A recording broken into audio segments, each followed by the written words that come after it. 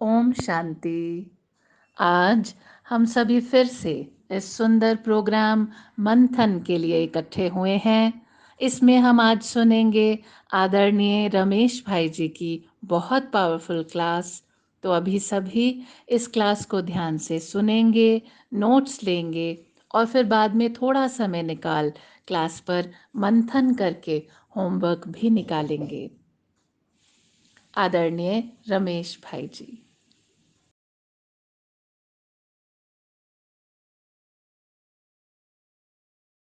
शांति।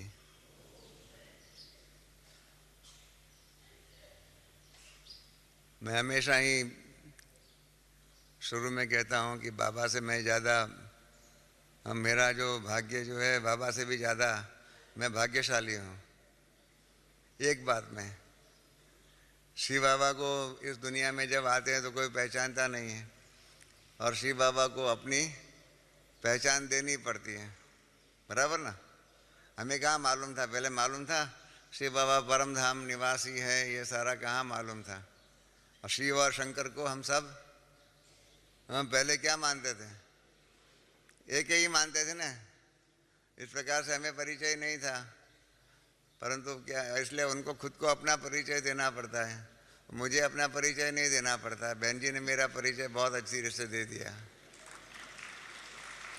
इसलिए एक बात में मैं भाग्यशाली हूँ कि बाबा को अपना परिचय देना पड़ता है, मुझे तो अपना परिचय नहीं देना पड़ता है। और आप सब ने मेरा परिचय अपने आप ही मेरे से ही ज़्यादा अच्छी रीत से बताया। क्या है, मैं अपना परिचय दे दूंगा तो आप समझेंगे ये आत्मश्लाघा करता है, अपनी बैठ करके महिमा करता है। तो इसलिए अच्छा होता है इस प्रकार से बहनें परिचय दे देती हैं। और बहनों ने हमको टॉपिक दिया हुआ है कि दुआएं प्राप्त करने की सरल विधि। अब जब ब्रह्मा बाबा साकार में थे तब एक साकार मुरली एक दिन चली थी, गीत था। मैंने आज हमारे रवि भाई को कहा था परंतु शायद उनको मिला नहीं है, वो उस टाइम का गीत था। उस जमाने में तो आप जानते हैं अपने गीत तो थे नहीं, बाहर के ही गीत थे। तो एक गीत था, ले लो दुआएं माँ बाप की, मालूम होंगे कईयों को। ले लो दुआएं माँ बाप की, सर से गठड़ी उतरेंगी पाप की, इस प्रकार का वो गीत था। उस पर बाबा ने मुरली चलाई थी। तो बाद में मुरली चलाने के बाद मैंने बाबा को जाकर के पूछा, ब्रह्मा बाबा को, कि आपसे दुआएं प्राप्त करने का सबसे सरल में सरल और सहज में सहज रास्ता कौन सा है। हमने समझा कि बाबा बता देंगे। दुनिया में आप जानते हैं ना, गुरुओं की मिल जाती है तो क्या होता है, चमत्कार आदि के द्वारा।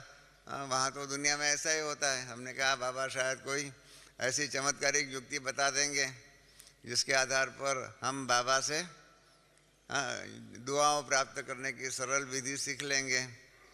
बाबा ने कहा कि नहीं बच्चे, ये तो स्कूल है, कॉलेज है, विश्वविद्यालय है, यहाँ तो और कोई रास्ता ही नहीं है, यहाँ पर कोई ऐसे चमत्कारी की बात नहीं है। यहाँ तो बाबा की दुआएं प्राप्त करना एकमात्र रॉयल रोड, एकमात्र सहज तरीका यही है, पुरुषार्थ। पुरुषार्थ के द्वारा ही यहाँ प्रारब्ध बन सकती है और किसी बात के आधार पर प्रारब्ध नहीं बन सकती। यहाँ कोई गुरु जी जैसे हाथ ऐसा घुमाएंगे और आपको कुछ प्राप्ति हो जाए, ऐसे भक्ति मार्ग में जो हमने कई बातें सुनी हुई है ना, ऐसी बातें यहाँ पर ज्ञान मार्ग में नहीं है। यहाँ तो बाबा ने कहा कि मैं तो सबको एक समान ज्ञान देता हूँ और सबको पुरुषार्थ करने की जो विधियाँ जो है ना, वो विधियाँ भी एक समान सुनाता हूँ। किसी को प्राइवेट में सुनाता नहीं हूँ, सबको एक साथ में मुरली के द्वारा ही जो भी ज्ञान सुनाना है मुझे वही सुनाता रहता हूँ। मैं सुनाने में नंबरवार नहीं करता हूँ, परंतु क्या होता है, पुरुषार्थ में आप बच्चे ही नंबरवार कर देते हैं। मेरी ब्रह्मा बाबा के साथ एक बात में बहुत डिस्कशन होती थी। बाबा रोज मुरली में बोलते थे बच्चों को, नंबरवार पुरुषार्थ अनुसार याद प्यार और नमस्ते पहले, ऐसा बोलते थे। अभी तो क्या है, वो हमारे भाइयों ने वो नंबरवार शब्द निकाल दिया है। आज भी आप सुबह दादी जी ने जब याद प्यार पढ़ा तो नंबरवार नहीं था। पर बाबा कई बार बोलते थे नंबरवार पुरुषार्थ अनुसार। तो मैं बाबा को हमेशा ही कहता था, बाबा मुझे ये आपका नंबरवार शब्द पसंद नहीं है। क्यों, जब बाबा मिल गए हैं तब फिर नंबरवार क्यों हो सकता है? तब तो सबका एक समान पुरुषार्थ होना चाहिए, सबका एक समान तीव्र पुरुषार्थ, क्योंकि सबकी मंजिल भी एक ही है। सबको लक्ष्मी नारायण ही बनना है ना, किसी को राम सीता तो बनना नहीं है। कोई है बनने वाला राम सीता का लक्ष्य रख करके बैठा हुआ? कोई नहीं है। सबको लक्ष्मी नारायण बनना है, लक्ष्य भी एक ही है और रास्ता भी एक ही है, सब कुछ एक ही है, तो फिर नंबरवार क्यों? तो बाबा कहते थे कि बच्चे वो तुम नहीं समझो, हाँ गुड़ जाने गुड़ की गोथरी जाने। मैं तो एक समान ज्ञान देता हूँ, परंतु क्या होता है पुरुषार्थ में आप बच्चे पुरुषार्थ जो करते हो उसमें ही नंबर बन जाता है। किसी को कुछ, किसी को कुछ, किसी की कहाँ लगी हुई है, लगन लगी हुई है, किसी का बुद्धि का तार कहाँ लगा हुआ है, कहीं अनेक प्रकार की बातें आती हैं और उसके आधार पर पुरुषार्थ में नंबरवार हो जाता है। बीच में एक हंसी की बात सुना दूं। बाबा ने फिर अव्यक्त बाप दादा ने एक बार मुरली चलाई थी अलबेलेपन के बारे में। आप सबने पढ़ी होंगी या तो उस समय पर जो होंगे उन्होंने सुनी भी होंगी। अलबेलेपन जो है उसके अंदर बाबा ने यही कहा था, और बहानेबाजी, अलबेलापन और बहानेबाजी। और उस मुरली में बाबा ने क्या कहा, सबको कहा कि बच्चे, सभी बच्चे जो है ना बहानेबाजी में पहला नंबर है। सबको कहा बहानेबाजी में पहला नंबर है, सभी बहाने बनाने में होशियार है। हम सब अनुभवी है ना बहाने बनाने में, अनेक प्रकार के बहाने बनाते रहते हैं। काम नहीं करना होगा, पुरुषार्थ नहीं करना होगा, अनेक बातें बनाते रहते हैं। तो उस प्रकार से बाबा ने बताया कि बहानेबाजी में सबका नंबर 1 है। उस टाइम तो छोटा सा ग्रुप था, आप जितने बड़ा 15-20 हज़ार लोग नहीं बैठे हुए थे, थोड़ा ही छोटा ही ग्रुप था। तो बाबा अव्यक्त बाप दादा बाद में सबको टोली बांटते थे। तो जब मेरा टर्न आया टोली के लिए तो बाबा ने मेरे को कहा, बच्चे आज तो तुमको संतोष हुआ? मैंने कहा किस बात का संतोष बाबा? तो कहा आज बहानेबाजी में हमने सबको पहला नंबर दे दिया। उसमें मैंने ये नहीं कहा कि नंबरवार पुरुषार्थ अनुसार, बहानेबाजी में सब है। तो बहानेबाजी में सबका पहला नंबर है। मैंने कहा नहीं बाबा, बहानेबाजी में सबका नंबरवार पुरुषार्थ अनुसार रखो, बाकी पुरुषार्थ में सभी पहला नंबर है और सबको पहले नंबर की आपकी दुआएं मिलती है, उस प्रकार का रखो। बाबा ने कहा नहीं, उसमें तो नंबरवार ही रहेगा, बहानेबाजी में मैं सबको पहला नंबर देता हूँ। तो क्या करेंगे? हाँ, सब बाबा ने सबको पहला नंबर दिया ही हुआ है, हर एक को पहला नंबर दिया कि बहानेबाजी में पहला नंबर। और इतनी ऐसी बहानेबाजी बना देते हैं, बात मत पूछो। हमारे पास भी अभी कहीं ज्ञान के कारण कारोबार के अंदर अनेक प्रकार के बहन भाई आते हैं, ऐसे ऐसे बहाने बनाते हैं ना, आप सोच ही नहीं सकते होगा इतना सुंदर बहाना। अगर कभी जैसे होता है ना श्रेष्ठ पेंटिंग, हाँ श्रेष्ठ कविताएं, श्रेष्ठ नवल कथा या नॉवेल लिखने के लिए या शॉर्ट नॉवेल लिखने के लिए जो दुनिया में प्राइज़ मिलते हैं, इस प्रकार से हमारे यज्ञ में भी अगर बहानेबाजी में, बहाने बनाने में प्राइज़ रखना चाहिए तो आप इतने सुंदर सुंदर बहाने बनाते हैं। और उसके कारण क्या होता है, नुकसान अपने आप को ही हम करते हैं। क्या होता है साइकोलॉजी में ऐसा कहावत है कि आपकी कई कमजोरियां होती है, अगर आप उस कमजोरियों को जीतने के बदले में उसको चलाने के लिए अनेक प्रकार के बहाने बताते रहते हैं, जिसको अंग्रेजी में कहते हैं if you defend your weaknesses, आप अपनी कमजोरियों की अगर वकालत करेंगे ना, तो जिन कमजोरी की आपने वकालत किया उस कमजोरी के ऊपर आप कभी भी विजय प्राप्त नहीं कर सकेंगे। मम्मा हमारे घर में थे, 18 माह साथ में रहे। मम्मा हमेशा यही कहती थी कि अपनी कमजोरियों के ऊपर कड़क गहरी निगाहें रखो और उसको कमजोरियों को जीतने का तीव्र पुरुषार्थ करो, क्योंकि अगर कमजोरियां रह गई तो क्या हो जाएगा, जितनी कमजोरियां रह जाएंगी इतना ही आपका प्रारब्ध भी कमज़ोर हो जाएगा। तो इसलिए कमजोरियों को जीतने का प्रयत्न करो। तो हम क्या करते हैं, हम हमारी कमजोरियों के ऊपर जीतने के बदले में उसको चला लेते हैं, बाबा भी कई बार नहीं कहते हैं, कहीं कहते हैं कि क्या करे बाबा, ये हमारे संस्कार हैं। कहीं कहते हैं कि अरे और भी ऐसा ही करते हैं, हमने किया उसमें क्या बड़ी बात है, ऐसे ऐसे और भी ऐसे ही करते हैं। इस प्रकार से कह करके हम अपने पुरुषार्थ जो होता है ना, पुरुषार्थ के अंदर ढीलापन लेके आते हैं। और ढीलापन लेके आते उसके कारण क्या होता है, जो प्राप्ति होनी चाहिए ना वो प्राप्ति नहीं होती है। फिर भी कई ऐसी बातें हैं जिन बातों के आधार पर हमें माँ बाप की दुआएं, हमारे बाप दादा की दुआएं जो है, दैवी परिवार की दुआएं जो है, हमारी दादियों की दुआएं जो है हमको मिल सकती हैं। मैंने बाबा को पूछा, साकार बाबा को पूछा था कि ऐसी कोई बात है कि जिस बात के कारण उस बात करने वाले को बहुत बहुत दुआएं मिली हुई होंगी, ऐसा कोई यज्ञ के इतिहास में कोई ऐसी बात बनी हुई होंगी तो बताओ। तो बाबा 2 मिनट सोचने लगे कि ऐसी कौन सी बात बनी हुई होंगी जिसके कारण, उस बात के कारण, जिस व्यक्ति के कनेक्शन में वो बात बनी हुई होंगी उसको बहुत बहुत एक्स्ट्रा मदद मिली हुई होंगी, एक्स्ट्रा दुआएं मिली होंगी, एक्स्ट्रा वरदान मिले हुए होंगे। तो 2 मिनट बाबा सोचने लगे। उसके बाद बाबा ने कहा कि ऐसे तो सभी बच्चों का जो भी जो करता है उसको उसी प्रकार से फल मिलता है, परंतु कभी कभी समय पर मदद जो करता है ना, समय पर जो मदद करता है उसको एक्स्ट्रा दुआएं, एक्स्ट्रा मदद, एक्स्ट्रा ब्लेसिंग, एक्स्ट्रा वरदान मिल जाते हैं। तो मैंने बाबा को बताया, पूछा कि ऐसा कोई, ऐसा यज्ञ के इतिहास में ऐसी कोई बात बनी हुई है जिसके कारण ऐसी व्यक्ति को एक्स्ट्रा दुआएं मिली हुई होंगी। तो बाबा ने कहा कि हाँ बच्चे, जब यज्ञ के अंदर, हाँ, जब यहाँ पर ब्रिज कोठी में रहते थे, गरीबी का पेपर आया हुआ था। आप सबने यज्ञ का इतिहास सुना हुआ होगा। जिन्होंने सुना हुआ होगा उनके लिए ज़रा रिफ्रेश में कराता हूँ, नहीं सुना हुआ होगा उनको पहली बार सुनने का मालूम पड़ जाएगा। तो इसलिए बाबा ने बताया कि जब गरीबी का पेपर आया तब बाबा ने जितना हो सके इतना, जितना बहन भाइयों के पास जो भी तन मन धन जो था वो धन सबका सफल कराया। फिर भी क्या हो गया, एक दिन ऐसा आया कि सुबह खाना पकाने के लिए कुछ नहीं था।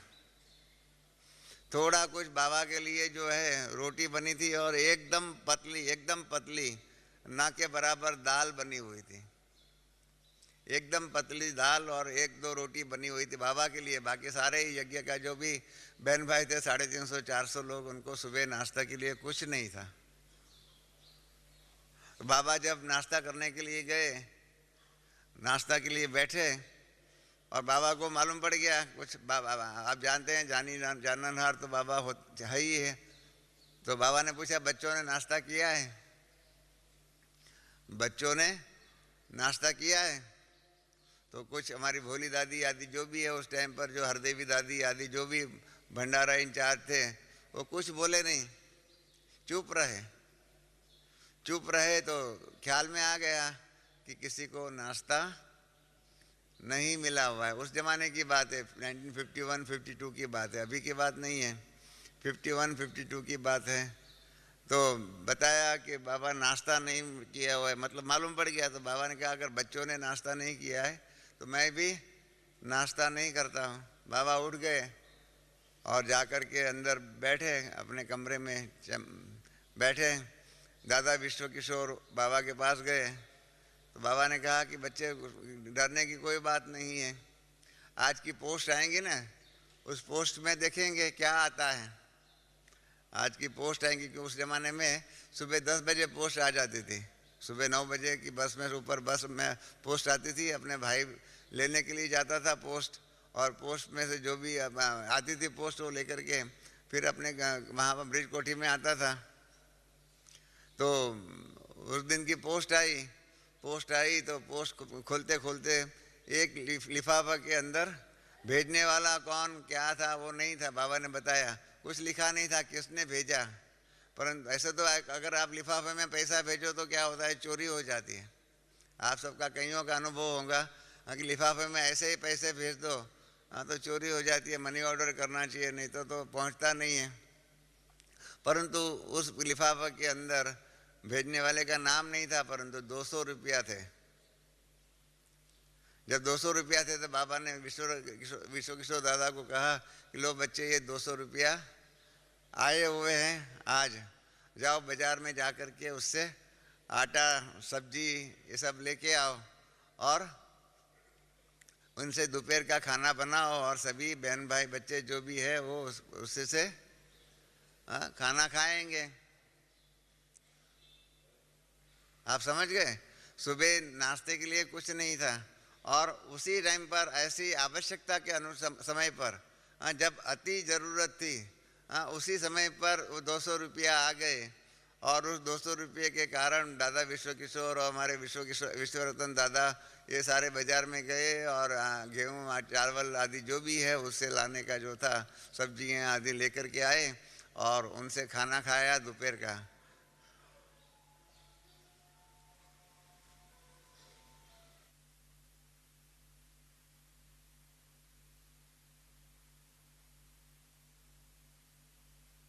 तो जिसको इमरजेंसी कहते हैं, ऐसे इमरजेंसी के टाइम पर जो मदद करता है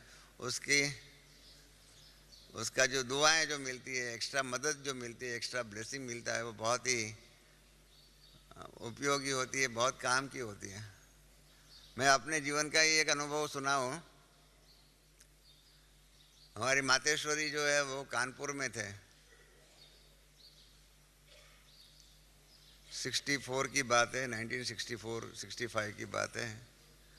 और अचानक ही कानपुर से हमको फ़ोन आया कि मम्मा को कल हमने डॉक्टर को दिखाया हुआ है, डॉक्टर कहता है कि मम्मा को बॉम्बे लेके जाओ, क्योंकि मम्मा को शायद कैंसर हुआ होगा ऐसा लग रहा है। वो तो बॉम्बे के अंदर हॉस्पिटल में पूरा चेकअप होगा तब फाइनल मालूम पड़ेगा। तो इसलिए मम्मा को बॉम्बे आना है क्या। और बाबा से हम लोगों ने बात किया है, कानपुर के भाई बहनों ने बताया कि हमने बाबा से बात किया हुआ है। बाबा ने कहा है कि मम्मा पहले आबू में आए और आबू में आने के बाद फिर मम्मा जो है वो बॉम्बे में आएंगी। मैंने ये सुना, मुझे लगा कि ये बात ठीक नहीं है। तो मैंने कानपुर वाले भाई बहनों को कहा कि आप रुक जाओ, अब मम्मा की आबू की टिकट नहीं बुक कराना, मैं बाबा से बात करता हूँ और उसके बाद आपको बताता हूँ मम्मा का क्या प्रोग्राम है। मेरे ख्याल में तो मम्मा को कानपुर से बम्बई ही आना चाहिए। फिर हमने बाबा को ट्रंक कॉल बुक किया, अर्जेंट ट्रंक कॉल किया तो 10-15 मिनट में मिल गया। हमने बाबा को कहा कि बाबा हमने मम्मा का समाचार सुना है और आपने जो श्रीमत दिया है कि मम्मा पहले मातेश्वरी पहले आबू आए, उसके बाद आगे का प्रोग्राम क्या होगा वो नक्की करेंगे।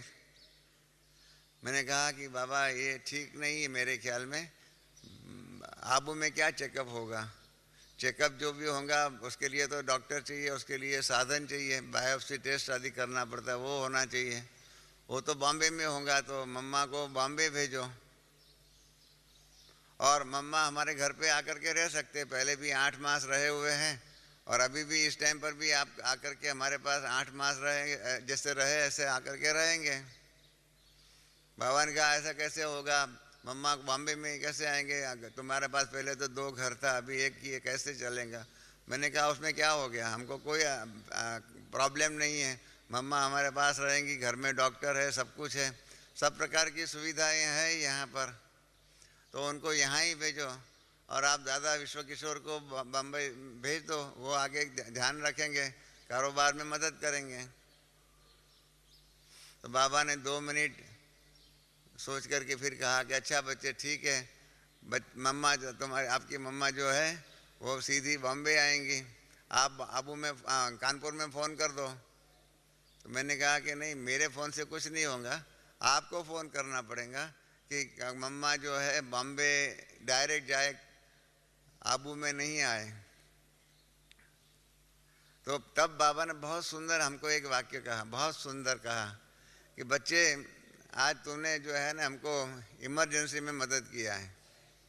मैं भी सोच रहा था कि मम्मा को बाबू में तो नहीं आना चाहिए, बॉम्बे जाना चाहिए, पर तुम बॉम्बे में जा कर के कहाँ रहेंगी?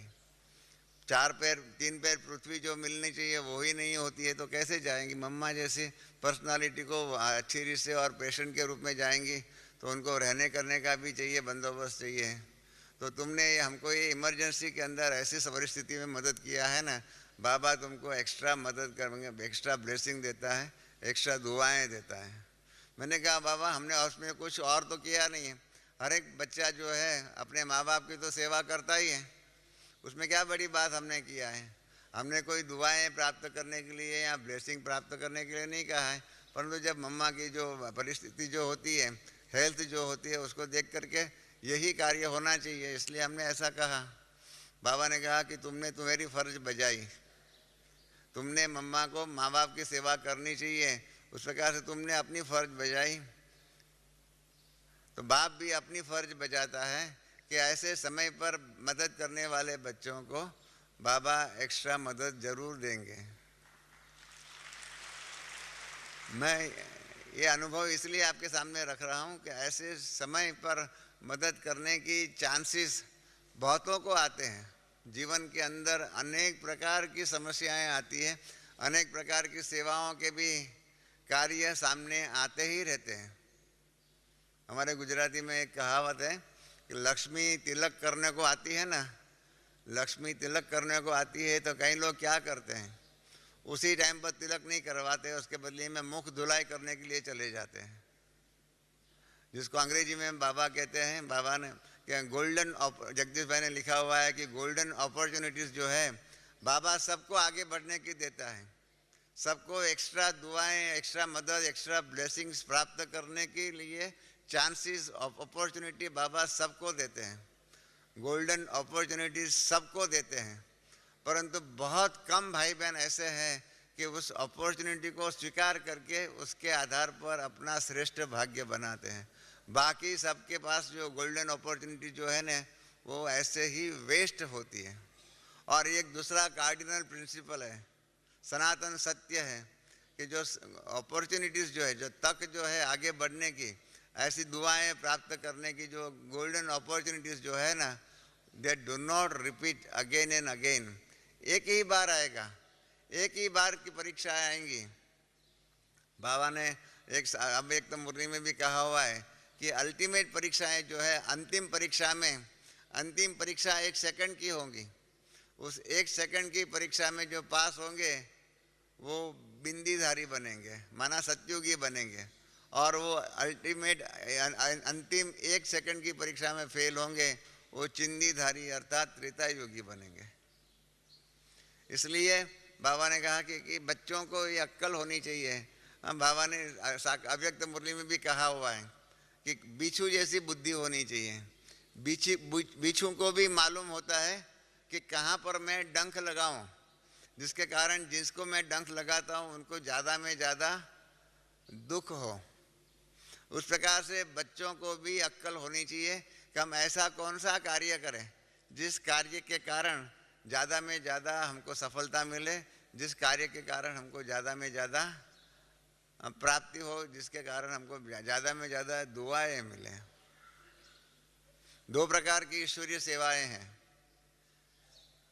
एक है कैपिटल इंटेंसिव सेवाएं और दूसरी है लेबर इंटेंसिव सेवाएं। जैसे कि दुनिया में भी होता है, फैक्ट्री होती है, तो जो फैक्ट्री का मालिक जो होता है ना, वो फैक्ट्री बना देता है, मशीनरी ला के देता है, सब कुछ इंस्टॉल कर देता है। उसके बाद क्या होता है, उसके बाद उसको चलाने के लिए जो भी काम करने वाले जो होते हैं, managers, assistant manager, clerk, officers आदि, जो भी लेबर आदि जो भी होती है, वो उधर काम करते हैं। तो क्या होता है, जो काम करने वाले ऐसे होते हैं उनको पगार के रूप में तो तनख्वाह मिल जाती है, परंतु जो जिन्होंने इन्वेस्टमेंट किया ना, वो इनके इन्वेस्टमेंट की उनको अनेक प्रकार की प्राप्ति सदा के लिए होती रहती है। और उसी प्रकार से जैसे कोई प्रदर्शनी हम करते हैं, प्रदर्शनी करने के टाइम पर समझाने वाले जो भी वहाँ गए होंगे वो प्रदर्शनी समझाएंगे, उस प्रकार से होता रहेगा। परंतु जिन्होंने वो प्रदर्शनी बनाई, जिसके कारण वो कारोबार चलता रहा, उनको शाश्वत कमाई उसके द्वारा होती रहती है। मैंने ज्ञानामृत में भी हमारे बृजमोहन भाई के पिताजी जो है उनका अनुभव लिखा हुआ है कि बृजमोहन भाई के पिताजी जो है आनंद जी, इन्होंने अपने यज्ञ की पहली पहली किताब लिखी मन की शांति। मैं समझता हूँ 57-58 में लिखी हुई होंगी मन की शांति किताब। और लिखने के बाद इन्होंने थोड़े समय के बाद तो उन्होंने शरीर छोड़ दिया, परंतु आज भी वो मन की शांति की किताब के द्वारा ईश्वरीय सेवाएं होती रहती हैं। मैं बताऊं 1993 या 92 के बात है, मैं एक सेंटर पर गया हुआ था। एक सेंटर पर गया तो वहाँ का मकान का फाउंडेशन लग रहा था। तो मकान का फाउंडेशन लग रहा था तो वहाँ का जो भाई जो है, इंजीनियर भाई है, आर्किटेक्ट इंजीनियर वो था, वो मुझे बाजू में आकर के बुलाता, मुझे बाजू में लेके गया और कहने लगा कि रमेश भाई, ये मकान जो भी बनेगा ना, उसमें जितने भी सीमेंट और जितना भी लोहा लगेगा ना, उसका खर्च मैं करूँगा।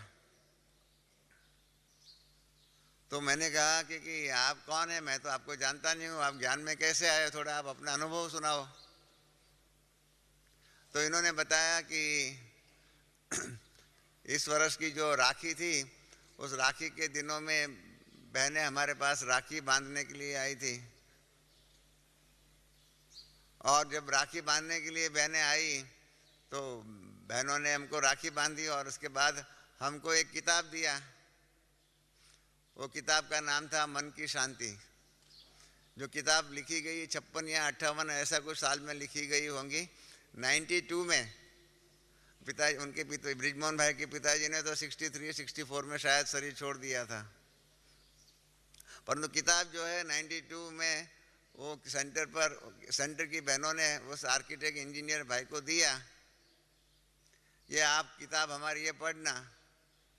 तो आर्किटेक्ट ने बताया, इंजीनियर भाई ने बताया कि मैंने बहनों को मना किया कि ये किताब मुझे मत दो, मेरे पास ये किताब पढ़ने की फुर्सत नहीं है, मैं बहुत बिजी रहता हूँ, मैं बहुत बड़ा आदमी हूँ, मैं बहुत बिजी हूँ, मुझे ये किताब पढ़ने की ज़रूरत नहीं है मेरे पास फुर्सत नहीं है।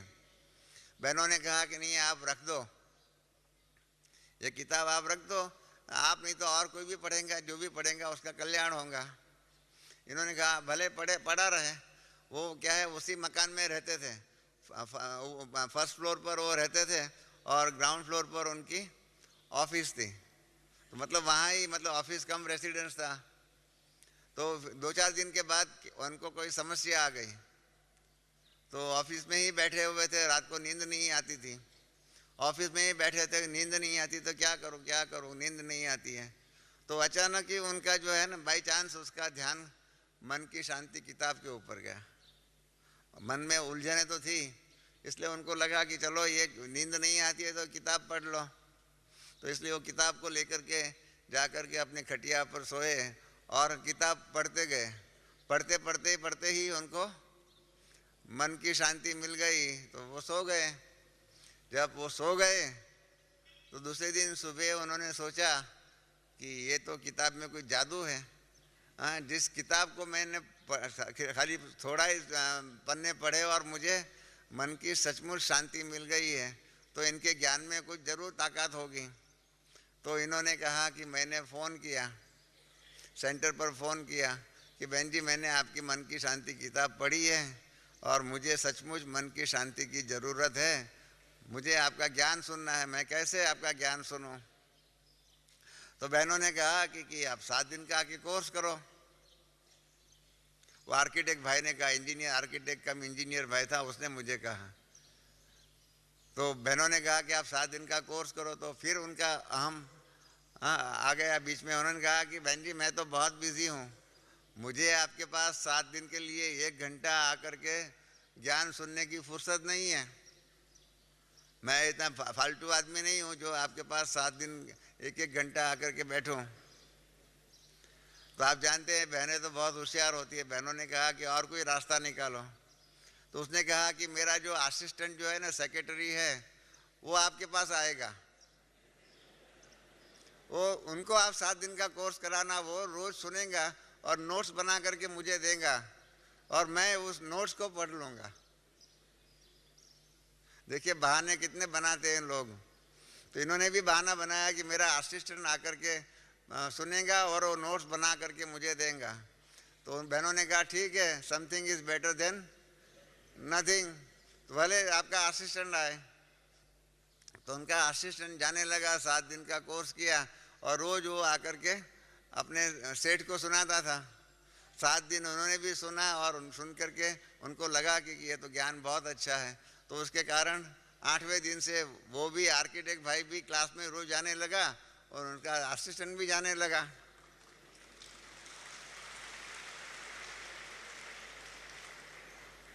तो मैंने अंदाज लगाया कि वो भाई जो आर्किटेक्ट भाई जो, मैंने उनसे पूछा था कि इसके अंदर सीमेंट और आयरन जो लोहा जो कितने लाख का खर्चा होगा। तो उन्होंने कहा 4-5 लाख का तो खर्चा हो ही जाएगा। लोहा और सीमेंट का जो मैं करूँगा उसका मुझे 4-5 लाख का खर्च हो ही जाएगा, मेरे तरफ से इतना ये मैं सेवा करूँगा।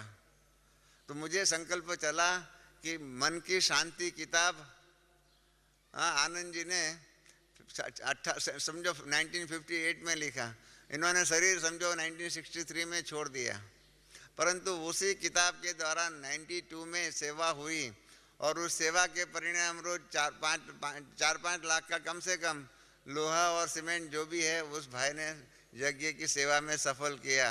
तो वो किताब लिखने वाले भाई को क्या शेयर थोड़ा मिलेगा या नहीं मिलेगा, उसकी प्राप्ति होगी या नहीं, उसकी दुआएं मिलेंगी या नहीं मिलेंगी ना। आप सब क्या मानते हो, यहाँ कहीं बिजनेसमैन बैठे हुए हैं।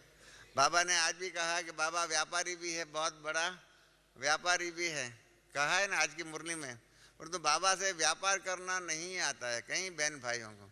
अपने पास, सबके पास सब कुछ साधन है, सब साधन होते हुए भी सब अपने साधनों को सफल नहीं कर पाते हैं। बहुत विरले जो है ना वो ही अपने सब साधनों को सफल करते हैं।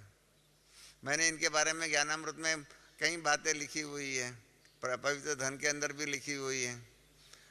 हमारे बॉम्बे का ही एग्जाम्पल कई बार हमने बताया हुआ भी है कि बॉम्बे के अंदर राधी माता करके एक सिंधी माता थी, क्लास में आती थी, खास पढ़ी लिखी नहीं थी, गुरुमुखी भाषा उनको थोड़ी कुछ आती थी और पढ़ी लिखी नहीं थी। सेंटर पर आएंगी, सेवा करेंगी, हाँ अपने किचन में जाएंगी, खाना पीना बनाने में मदद करेंगी, ऐसे ऐसे और की सेवाओं में मदद करेंगी। उसने जो भी बाल विधवा थी, माना उसकी शादी हुई थी 12 साल की उम्र में शादी हुई थी और 14 साल का उसका पति था। 1-2 साल में ही 14-15 साल की हुई और उसके पति ने शरीर छोड़ दिया था, तो बाल विधवा थी। तो इसके कारण ज़्यादा कुछ कमाई भी उसके पति की नहीं थी जिसके आधार पर उनका जीवन व्यवहार चले। और उनके उसने फिर भी उसने व्हील बनवाई थी। मुझे कहा था कि रमेश भाई आप व्हील बना दो, मेरे पास जो भी संपत्ति जो भी है। मैंने कहा कितनी संपत्ति होंगी, कहा 1200-1500 आदि जो भी है, मेरे कपड़े आदि जो भी है ना, वो सारा ही बाबा की सेवा में सफल हो जाए, इस प्रकार से मेरा जो भी है सब कुछ बाबा का ही है, मेरा उसमें सफल कर दो। मैंने व्हील भी बना दिया था। और उसके बाद क्या हुआ कि थोड़े 1-1.5 साल के अंदर ही उनको ब्रेन हेमरेज हो गया और उसका शरीर छूट गया। शरीर छूट गया तो उसके बाद जो है ना, उस जमाने में बाबा जो है संदेशियों के तन में शरीर छोड़ने वाली आत्माओं को भेजते थे मिलने के लिए, क्योंकि उस टाइम पर परिवार छोटा था। अब तो काफ़ी बड़ा हो गया, इसलिए अभी वो बाबा ऐसा कारोबार नहीं करते हैं। तो 63 की या 64 की शुरुआत की बात है और आदि माता की आत्मा जो है हमारी दादी पुष्प शांता के तन में आई और आकर के सबसे मिली। तो मैं भी वहाँ बैठा हुआ था। तो इन्होंने अपना अनुभव सुनाया। इन्होंने कहा कि बाबा ने मुझे ऊपर रखा हुआ है वतन में, 3-4 दिन मैं वहाँ रहूँगी, उसके बाद बाबा मुझे भेजने वाले हैं। तो मैंने उनसे पूछा कि आपको बाबा कहाँ पर नया जन्म देंगे? तो उन्होंने कहा कि बाबा मुझे जो है ना एक बहुत पैसे वाले रॉयल परिवार के घर में जन्म देने वाले हैं। मैंने कहा आपको तो राधे माता, आपको तो बाबा की लॉटरी मिल गई। आपने कोई ऐसी तो सेवा किया नहीं है जिसके कारण आपको कोई बहुत पैसे वाले रॉयल बड़े घर में जन्म मिले। तो राधी माता ने मुझे कहा कि हाँ रमेश, मुझे भी मालूम है। मुझे जब बाबा ने कहा कि तुम्हारा जन्म जो है बहुत पैसे वाले रॉयल घर में जन्म होने वाला है, तुम्हारा बहुत भाग्य श्रेष्ठ बना हुआ है, तुमने बहुत कमाई जमा की हुई है। तो राधी माता ने कहा कि मैंने बाबा को कहा कि नहीं बाबा, मैंने ऐसी कोई कमाई जमा नहीं की, मैंने ऐसी कोई दुआएं जमा नहीं की हुई है। तो बाबा ने कहा कि नहीं बच्ची, तूने बहुत कमाई जमा की हुई है। तो कहा कैसे? कहा दुनिया में भी जो परीक्षाएं होती है ना, परीक्षाओं में पास मार्क के आधार पर होता है ना। हाँ, 35% मार्क मिलता है तो पास क्लास होता है, 50% मार्क होता है तो सेकंड क्लास होता है, और 65% मार्क होता है तो फर्स्ट क्लास होता है, और 70 से ऊपर होता है तो डिस्टिंक्शन होता है। तो बाबा ने कहा, उनको बहुत सुंदर बात कही है कि बाबा ने कहा कि मैंने आप बच्चों को बता दिया है अंतिम परीक्षा में 2 ही प्रश्न आने वाले हैं। अंतिम परीक्षा में 2 ही प्रश्न आने वाले हैं कि कहाँ तक तुम बच्चे नष्टो मोहा बने हुए हो और कहाँ तक स्मृति लब्ध्वा। गीता में भी अंत में अर्जुन ने कहा है नष्टो मोहा स्मृति लब्ध्वा शिष्यस्ते हम साधि माम ताम शरणम प्रपन्नम। इस प्रकार से अर्जुन ने कहा भी है। तो बाबा ने कहा मैंने पहले से ही आप सभी बच्चों को बता दिया है कि अंतिम परीक्षा इन 2 पेपरों के आधार 2 प्रश्नों के आधार पर होंगी, कहाँ तक आप नष्टो मोहा बने हुए हो। तो बाबा ने कहा कि तुम नष्टो मोहा की पेपर में सफल 100% मार्क्स से सफल हो गई है, क्योंकि तूने अपना जितना भी जो भी कुछ था उसको जीते जी व्हील बना करके सफल किया है। तो 70% मार्क वाले को भी डिस्टिंक्शन होता है। बाबा ने कहा इसमें तो तुमने 100% मार्क लिया। हाँ, 100 आउट ऑफ 100। हाँ, जो यहाँ इतने होशियार बैठे हुए होंगे उनको मालूम है 100 में से 100 मिल जाए तो कितनी गौरव की बात होती है। तो बाबा ने कहा कि तुमने 100 में से 100 मार्क लिए हुए हैं तो मुझे ज़रूर तुमको एक्स्ट्रा गिफ्ट, एक्स्ट्रा मदद, एक्स्ट्रा बल को एक्स्ट्रा दुआएं तुमको देनी पड़ेंगी, और इसलिए तुमको रिच रॉयल परिवार में तुमको जन्म बाबा तुमको देगा। तो इस प्रकार से नष्ट मोहा आदि परीक्षाएं से जो भी परीक्षाएं जो होती है चांस सबको मिलता है। तो कहीं जो है ना अपने इधर उधर के चांसों में बिता लेते हैं। मैंने एक माता का और भी एक माता का व्हील बनाया हुआ था। वो माता ने कहा कि मेरा व्हील बनाओ। उसके 4 बेटे थे, सामने बैठे हुए थे। चारों ही बेटों ने कहा कि माँ आपको अपना जो भी धन है जितना भी सफल करना है, जहाँ भी करना हो आप करना।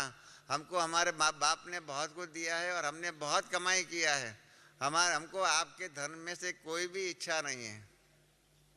तो भी वो माता ने क्या कहा कि नहीं नहीं नहीं, आपने भले कुछ कमाया हुआ हो पर मेरी फर्ज है ना, मुझे भी आपको देना चाहिए, मेरे पोतरों को देना चाहिए, पोतरियों को देना चाहिए, दोतरों को देना चाहिए। ऐसा ऐसा करके इतने सबको दे करके बाबा के पास सफल में 5-10% ही किया। जब बेटे कह रहे थे, बेटियां भी बैठी वो कह रहे थे माँ आपको जितना सफल करना हो करो। ये हकीकत है, करुण वास्तविकता है कि हम अपने तन मन धन को जितना सफल करना चाहिए इतना नहीं करते हैं, और फिर चाहते हैं कि हमको एक्स्ट्रा दुआएं मिले, एक्स्ट्रा मदद मिले। बाबा ने, मैंने पहले ही आपको बता दिया, बाबा ने कहा कि आपके पुरुषार्थ के आधार पर ही आपका प्रारब्ध बनेगा, और कोई प्रारब्ध बनाने की कोई यहाँ पर शॉर्टकट है नहीं। यहाँ कोई आशीर्वाद मिल जाए या एक्स्ट्रा मदद मिल जाए, ब्लेसिंग मिले, ऐसा कुछ नहीं है। ऐसे बहुत से हैं। दूसरा भी एक एग्जाम्पल है हमारे बॉम्बे का ही भाई का। एक भाई था गिरधारी लाल करके।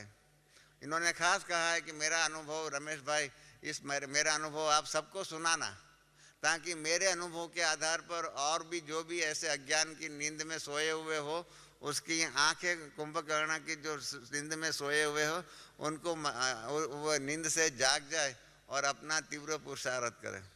उनका भी अनुभव सुनने जैसा है। वो पहले यज्ञ में रहे हुए थे, 1937-38 में जब स्थापना हुई थी, तब वो और उनकी युगल सीता माता वो यज्ञ में रहे हुए थे, उनके बच्चे भी थे। परंतु जब बच्चे बड़े हुए तो उसके कारण, बच्चों के कारण उनको दुनिया में वापस जाना पड़ा। कराची में ही वापस चले गए थे और वहाँ पर अपना काम व्यापार करते थे, और फिर बम्बई में आकर के फिर अपना व्यापार किया और उसमें बहुत कुछ कमाई किया था। फिर 60-90 तो ज्ञान के साथ संपर्क छूट गया था। 1960-61 में फिर उनके साथ, उनका यज्ञ के साथ संपर्क हुआ और ज्ञान में आने लगे, परंतु जितना तीव्र पुरुषार्थ करना चाहिए इतना नहीं करते थे। आते थे, चलती का नाम गाड़ी के मुताबिक चलते रहते थे। हमने कई बार उनको कहा कि आप माउंट आबू चलो, परंतु कहते कि नहीं नहीं नहीं, हमको फुर्सत नहीं है, हम तो हमारे कमाई करने में है, बिजी है, हमको खाने की भी फुर्सत नहीं है, हमको मरने की भी फुर्सत नहीं है, तो पुरुषार्थ करने की कहाँ फुर्सत होगी। ये सब बातें आप सब, हम सब भी बोलते हैं, आप भले अभी हंसते हो, परंतु ऐसी बातें हम सब ये कहते रहते हैं। हमको अभी सेवा के समय पर हम सब मुख ऐसा मोड़ लेते हैं। तो उसके काफ़ी, उसके बाद उसको एक बार हार्ट अटैक भी आया। तभी भी, उसके बाद भी हमने कहा कि गिरधारी लाल अपना कुछ सफल करो, मधुबन चलो, बाबा से मिलो करो। कहा नहीं, मैं तो धंधे में बहुत बिजी हूँ, मेरे धंधे से एक मिनट भी मैं निकल नहीं सकता हूँ, आदि आदि उन्होंने बहाने बताए मुझे। और उसके बाद 6-8 मास में क्या हो गया, दूसरा हार्ट अटैक आया और उसने शरीर छोड़ दिया। जब दूसरा अटैक आया और शरीर छोड़ दिया, उसके बाद क्या हुआ कि मैंने आपको पहले ही बताया कि बाबा उस समय में संदेशियों के तन में जो आत्मा गई है उनकी आत्मा को भेजते थे। तो गिरधारी लाल की आत्मा जो है उसके लिए भी उनकी उसकी युगल और बेटों ने और बेटियों ने सबने भोग लगवाया था। तो दादी पुष्प शांता नहीं, शील दादी थी, शील दादी के, शैलेंद्र दादी के तन में वो भोग लेकर के गई और बाबा ने गिरधारी लाल की आत्मा को शैलेंद्र दादी के तन में भेजा। जब उनके तन में वो गिरधारी लाल आया, उसकी आत्मा आई, तब गीत बजता था, अपने रिश्तेदारों को उन्होंने दृष्टि दिया।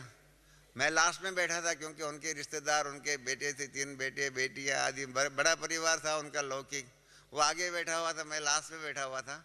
तो दृष्टि देते देते उसने मुझे बुलाया, मुझे को कहा कि आप आगे आओ, आगे आओ। तो मैंने कहा, मैं आ गया। मैंने कहा गिरधारी लाल आप तो अपने रिश्तेदारों को मिलो, उन्होंने भोग लगवाया है।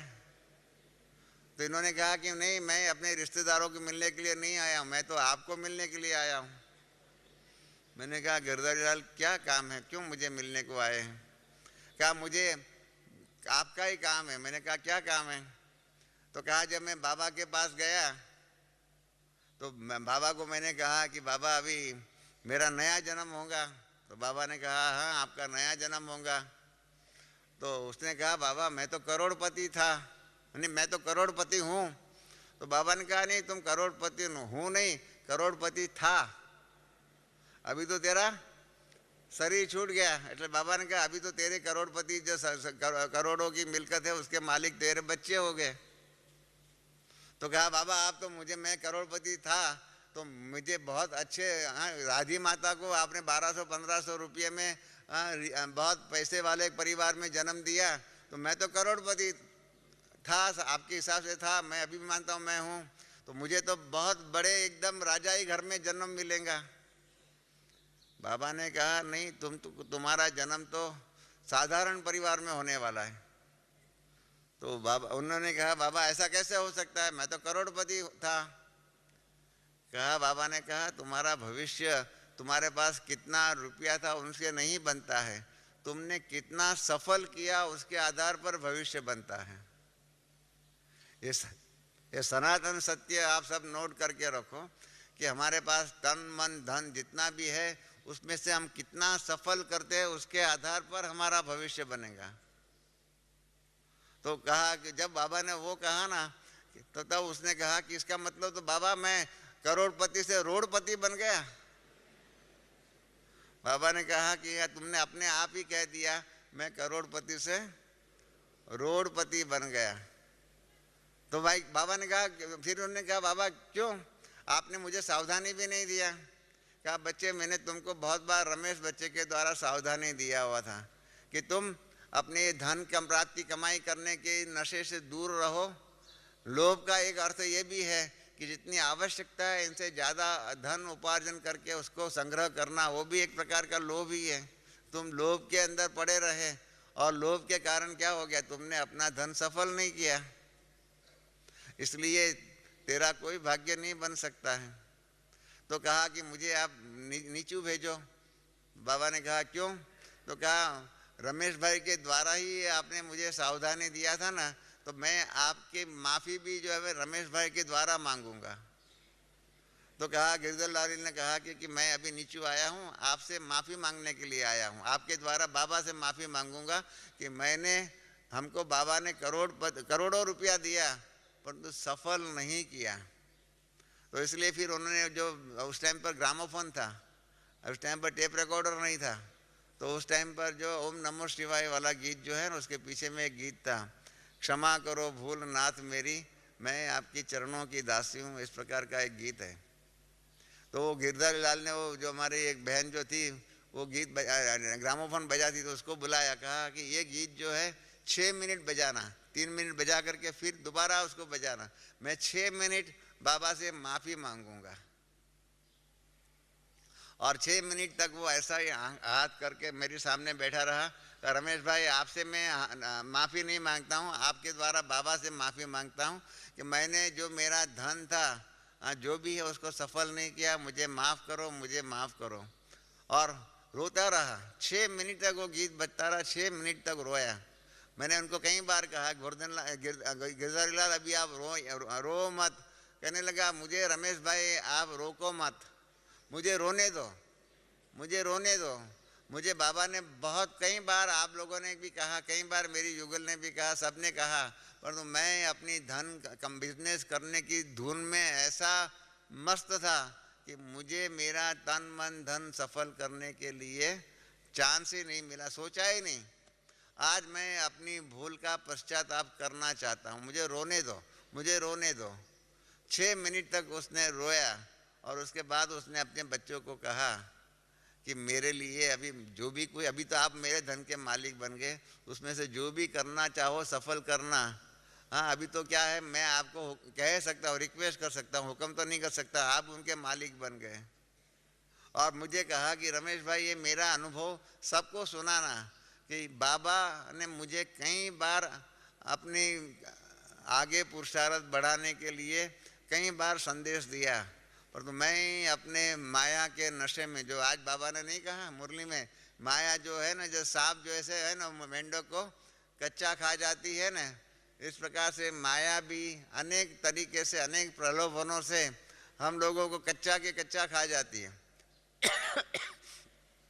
तो उसने बताया कि मेरे पास इतना सब कुछ होते हुए भी अब सनातन सत्य मुझे मालूम पड़ा कि हमारे पास कितना धन है उनसे हमारा भाग्य नहीं बनेगा।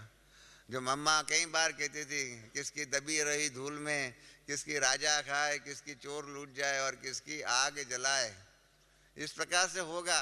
अंतिम समय में जितना हमने सफल किया इतना ठीक है, बाकी क्या होगा। अभी भी ये देखो विनाशकारी अर्थक्वेक हुआ, आज के अखबार में है कि करीब 1 लाख लोग मर गए होंगे, कल तक 60,000 थे, आज के अखबार में आया 1 लाख लोग मर गए। इन 1 लाख लोगों के लिए कितना धन होगा या नहीं होगा। पैसे वाले थे, कई लोग तो वहाँ घूमने करने के लिए गए हुए थे, उसमें से कई लोग मर गए। सब कुछ था, सबका क्या हो गया, पानी में चला गया। कईयों को खाने के लिए भी कुछ नहीं है, सब कुछ पानी में आदि में सब चला गया। तो इस प्रकार से अंतिम समय में क्या होने वाला है, जो भी हमारे पास जो है ना वो ऐसा कि ऐसा ही रहेगा और ऐसा ही विनाश, जैसे बाकी सारी दुनिया का होगा ऐसा हमारा भी विनाश हो जाएगा, हमारे तन मन धन का जो भी है वो सबका विनाश हो जाएगा। परंतु मैंने आपको पहले ही कहा ना, गिरधारी लाल ने जो कहा कि कितना हमने अपना सफल किया उसके आधार पर हमारा भाग्य बनेगा, उसके आधार पर हमको दुआएं मिलेंगी, इसके आधार पर हमारा प्रारब्ध बनेगा, इसके आधार पर बाबा से हमको वरदान मिल सकते हैं। तो ये पुरुषार्थ करना पड़ेगा। बिना पुरुषार्थ जो है ना कुछ प्राप्ति नहीं होगी। तो इसीलिए आज आप आए हुए हो, हम सब यहाँ बैठे हुए हैं। हाँ, इस प्रकार से हम सोचते तो है। हाँ, भर्तृहरि ने भी कहा हुआ है, भर्तृहरि ने भी कहा है कि उद्यमेन सिद्ध्यन्ति कार्याणि न मनोरथ ही। मन में सिर्फ संकल्प करते रहो, उसके आधार पर आपका कार्य सिद्ध नहीं होगा। उद्यमेन ही सिद्ध्यन्ति कार्याणि, अर्थात आपका जो भी पुरुषार्थ प्रारब्ध बनाना है, आपको जो आपने लक्ष्य रखा हुआ है, वो पुरुषार्थ के द्वारा ही सिद्ध होगा। हाँ, आगे उसमें कहा हुआ है भर्तृहरि, नहीं सिंह से सुप्तस्य मुखे गजाहा, अर्थात जो सिंह जो है शेर जो है वो सोया हुआ होगा तो उसके मुख में जाकर के कोई शिकार नहीं पहुंचेगा। शिकार करने के लिए भी शेर को घूमना पड़ेगा और शिकार को पकड़ करके उसको खाना पड़ेगा। तो इस प्रकार से मेहनत तो करनी ही पड़ेगी, बिना मेहनत कोई भी प्राप्ति नहीं हो सकती है। इसलिए ये सनातन सत्य, हमको अगर अपने को जो ऐसी मतलब दुआओं से झोली प्राप्त करना है, भरना है, बाबा तो देने के लिए तैयार है। अभी भी गीत में सुना ना, ले लो दुआएं माँ बाप की, वो भी है। आज भी हमारे दुआएं जो है उसके बारे में बहुत सुंदर कहा है कि दुआएं जो है वो पत्थर को पिघला सकती है, बहुत कुछ है। बाबा देने के लिए आया हुआ है। हमारे पास एक गीत भी है, उसमें भी लिया लूटने और लुटाने के लिए आया हुआ है, देने के लिए आया हुआ है। देने वाले ने कुछ कमी नहीं है, लेने वालों में ही कमी है। हम कितना बाबा से ले सकते हैं, उसके ऊपर ही हमारा भाग्य बनेगा। ज्ञान तो सब कुछ सबको सनातन एक समान दे रहे हैं। आज भी 10-15 हज़ार जितने भी लोग होंगे वो एक समान बाबा का ज्ञान सुनेंगे, परंतु क्या होगा, प्रारब्ध जो है वो नंबरवार होगा। अभी इस सीज़न के अंदर बाबा ने कहा हुआ है 6 मास के अंदर बन करके दिखाओ, तो ऐसा बना करके दिखाओ आपके मुख से लगे कि सबको लगे कि यही होनहार देवताएं हैं। 1 मास में सैंपल बना करके तैयार करके दिखाओ। कौन करता है, कहाँ करता है, कितना पुरुषार्थ करेंगे। सुना तो सब ने, मैं हमेशा ही हंसी हंसी में कहता हूँ, सुनते हैं हम सब कुछ, परंतु क्या होता है, 2 कान है ना, 2 कान, उसका हम अच्छा उपयोग करते हैं। जो ज्ञान यहाँ से जाता है ना वो सीधा यहाँ से निकल आता है, और दूसरा यहाँ से निकल जाता है वो सीधा यहाँ से निकल आता है। हम सब, हाँ, दुर्योधन जो है ना, पांडव में दुर्योधन था, वो हमेशा ही कहता था कि अर्जुन जैसा मैं नहीं हूँ, मैं तो एकदम निमक हलाल हूँ, क्योंकि मैं गुरु का ज्ञान गुरु के पास ही रखता हूँ, घर में लेके नहीं जाता हूँ, वहाँ ही रखता हूँ। और अर्जुन क्या करता है, गुरु का ज्ञान घर में लेके जाता है और इसलिए वो आगे बढ़ता है। हम भी बाबा का ज्ञान यहाँ से सुनेंगे ना, हम बाबा कहते भी है सोडा वाटर हो जाएंगे, घर तक पहुँचेंगे इतने भूल भी जाएंगे। और 15 दिन के बाद पूछो कि आप जो मुरली डायरेक्ट सुन के आए उसमें क्या सुना था, क्या कुछ बोला तो था बाबा ने, परंतु वो तो अभी हम भूल गए। पुरुषार्थ में इस प्रकार की जो परिवर्तन की बातें जो है ना, जब तक हम परिवर्तन नहीं करेंगे, अंग्रेजी में कहते हैं कि you can take horse to the river but you can not drink water on behalf of your horse, horse must drink water for itself. माना घोड़ा जो होता है, आपके पास घोड़ा होगा, हॉर्स घोड़ा जो होता है, उसको पानी की तरफ प्यास लगी हुई होंगी तो आप उनको नदी किनारे लेके जा सकते हैं, परंतु पानी तो घोड़े को ही पीना पड़ेगा। आप पानी पिएंगे तो आपके घोड़े के पेट में पानी नहीं जाएगा, आपके घोड़े को खुद को ही पुरुषार्थ करना पड़ेगा पानी पीने का। तो इस प्रकार से हमें भी पुरुषार्थ करना होगा आगे बढ़ने के लिए। हमारे लिए ब्रह्मा बाबा भी, शिव बाबा भी हमारा भाग्य बिना पुरुषार्थ नहीं बना सकते हैं। वो तो कहते हैं सबको मैं समान करता हूँ, सबको, क्योंकि बाबा ने भी एक शब्द महावाक्य कहा हुआ है कि मेरा एक सिद्धांत है कि आप बच्चे 1 कदम आगे आएंगे तो मैं 100 कदम आगे जा सकता हूँ, और तो आप 1 कदम ही आगे नहीं जाएंगे और कहेंगे बाबा हमको 1 कदम भी आगे नहीं जाना है, आप सीधा ही हमारे घर बैठे हमारा भाग्य बना दो। तो बाबा कहते हैं वो नहीं हो सकता है, मेरा वायदा है आप 1 कदम तो आगे बढ़ो। एक कदम तो आगे बढ़ो, हम आगे नहीं बढ़ते हैं। थोड़े समय पहले की बात है, करीब जब ये ज्ञान सरोवर भी नहीं बना हुआ था तब की बात है। मेडिटेशन हॉल में मेरा क्लास था। उस समय पर क्या हुआ था कि मधुबन में सेवाधारियों की ज़रूरत थी और हम लोगों ने मुरली में डाला हुआ था कि मधुबन में सेवाधारियों की ज़रूरत है, जो भी बहन भाई 1 मास के लिए छुट्टी लेकर के आ सकते हो आवे। तो भी उस जमाने में जितने जो बहन भाई थे उनमें से फिर भी क्या हुआ कि बहुत कम भाइयों ने जवाब दिया था कि हम आ सकते हैं सेवा के लिए। तो जब मेरा क्लास था तो मैंने सभी भाइयों से पूछा कि जो भी नौकरी करने वाले हैं वो हाथ खड़ा करें। तो क्लास में 80% भाई जो थे, भाई लोग का क्लास था, अधर कुमारों का। उन्होंने कहा कि हाँ हम नौकरी करते हैं। हमने कहा कि नौकरी में तो छुट्टी मिलती है, साल में 1 मास की छुट्टी मिलती है। तो हमने उनसे पूछा कि आपके जो यहाँ बैठे हुए हैं उसकी कम से कम 3 मास की छुट्टी जमा हुई होंगी अपने नौकरी के अंदर, एक्यूमुलेट हुई होंगी, वो हाथ खड़ा करें। तो 50% भाई लोग ऐसे थे जिन्हों की 3 महीने की भी नौकरी में एक्यूमुलेटेड प्रिविलेज लीव थी। तो मैंने उनसे पूछा कि आपकी 3-3 मास की लीव जमा है, उसमें से 1 मास की छुट्टी लेकर के आकर के सेवा करके अपना भाग्य क्यों नहीं बनाया? तो सब ने कहा कि अरे रमेश भाई 3 मास की लीव इसलिए रखी हुई है, अगर हम बीमार पड़ जाए तो बीमार पड़ेंगे तब हमको पगार तो नहीं तक काट लेंगे, इसलिए हमने हमारी बीमारी के लिए उसको रख दिया है।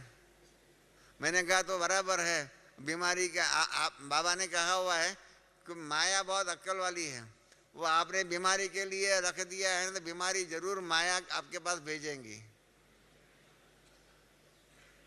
बीमारी के लिए छुट्टी नहीं होंगी तो माया कैसे आपके पास भेजेंगी?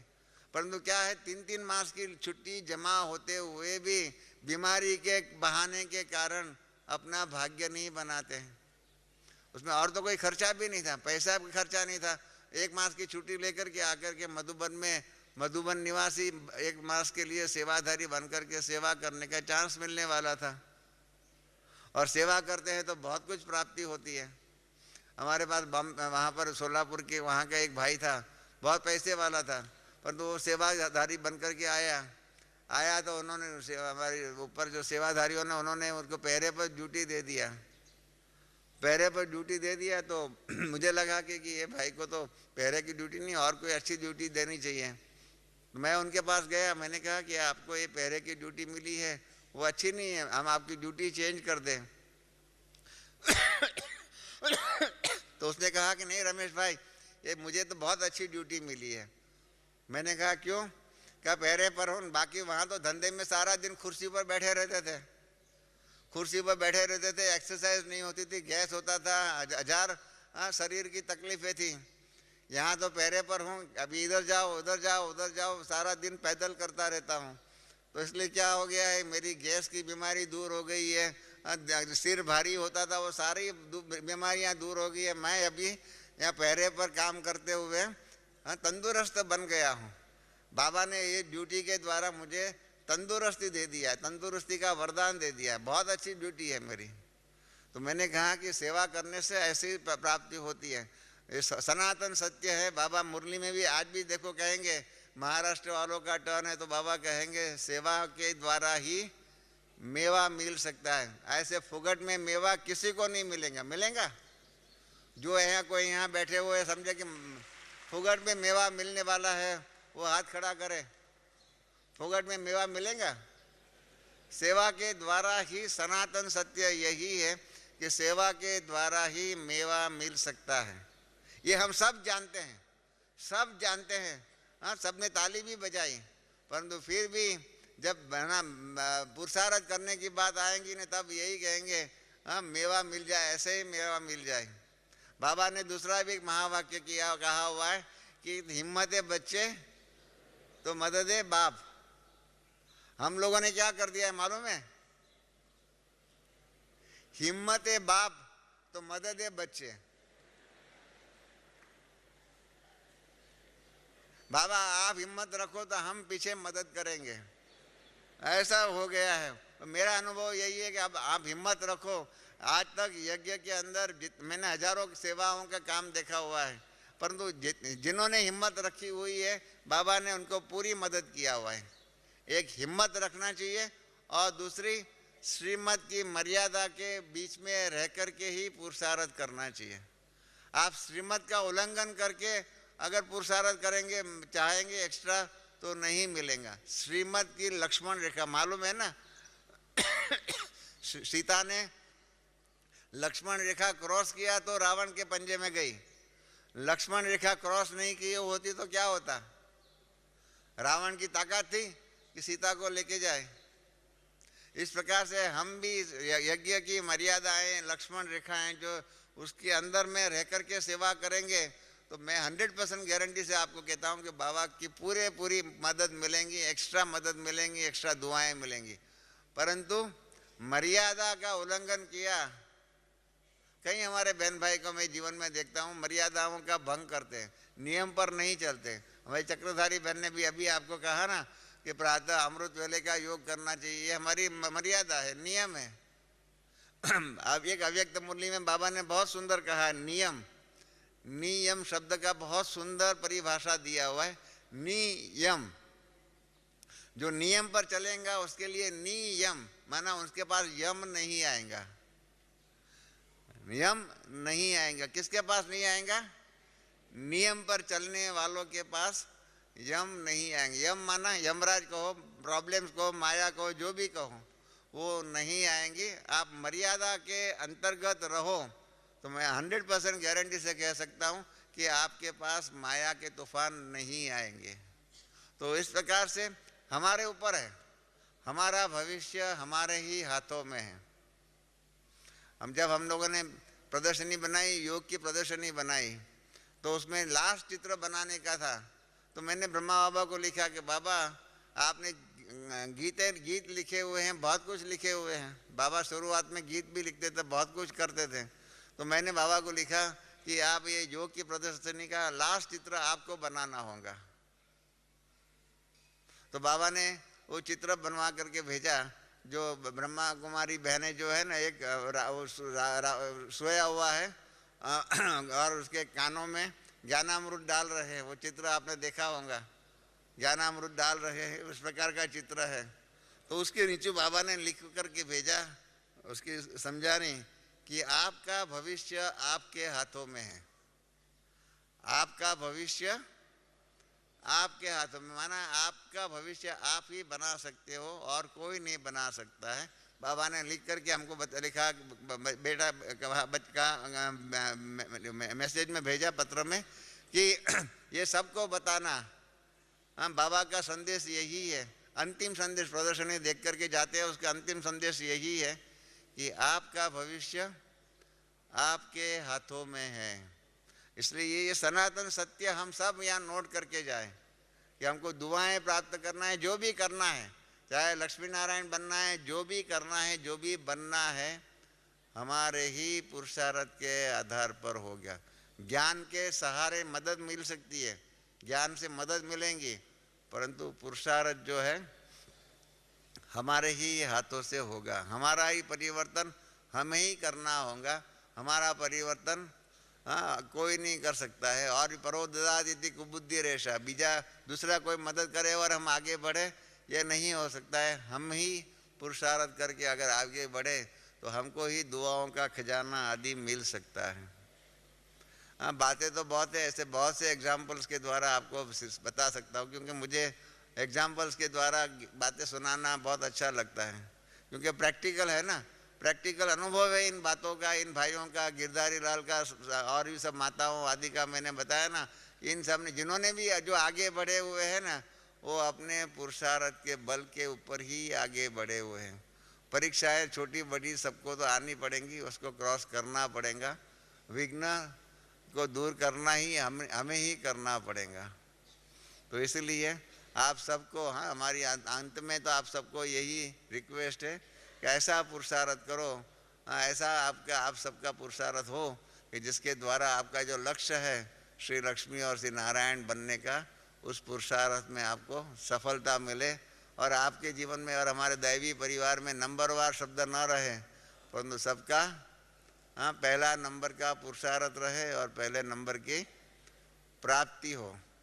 और बाबा से जब मिलेंगे तो कोई न कोई ऐसा वरदान लेकर के जाओ जिस वरदान को आधार पर उसके ऊपर पुरुषार्थ करके अपने जीवन को श्रेष्ठ बना सको। अर्थात आपकी ये यात्रा सुखद भी रहे, फलदायी रहे और श्रेष्ठ में श्रेष्ठ उनसे प्राप्ति भी हो। ओम शांति। बहुत बहुत धन्यवाद आदरणीय भाई जी का। आपने विशेष अनुभवों को इतने सरल विधि से हमारे मनों में बिठा दिया।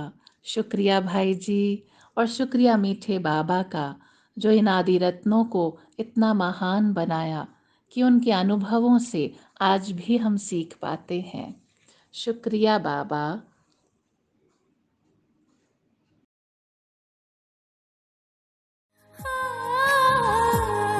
ज़माने की सारी खुशी मिल गई है, हमें तुम मिले, जिंदगी मिल गई है।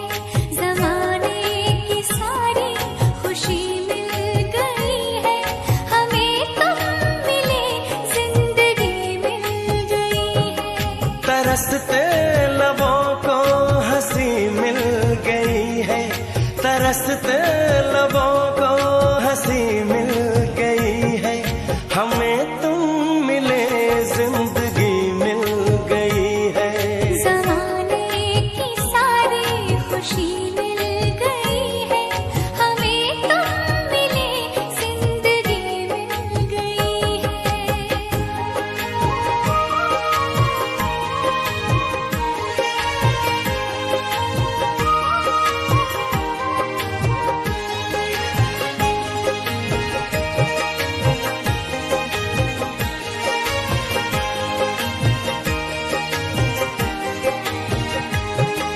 तुम्हें पाके ऐसा हमें लग रहा है,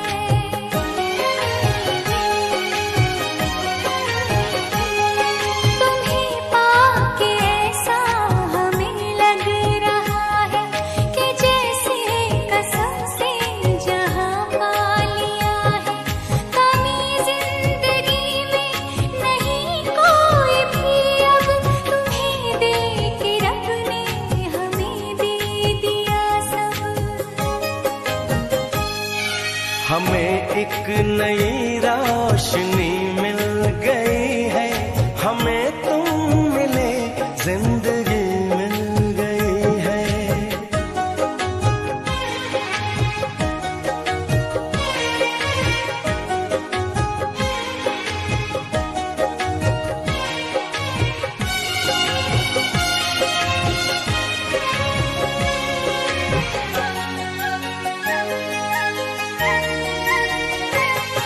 ये रिश्ता न टूटेगा जन्मों जन्म तक,